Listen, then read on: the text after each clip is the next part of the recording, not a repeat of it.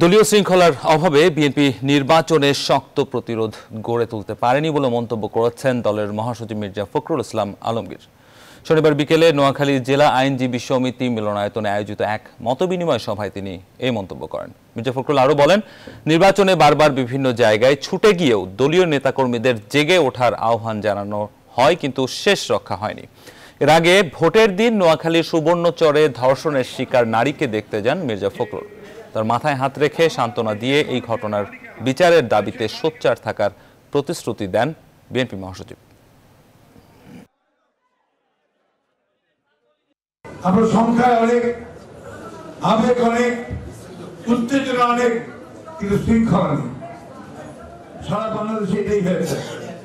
আজকে যারা গণতন্ত্রের জন্য আমরা সংগ্রাম করছি, লড়াই করছি, আমরা ঠিক সঠিক যে শৃঙ্খলা, সেই শৃঙ্খলার মধ্যে দিয়ে যুদ্ধ করতে পারছি।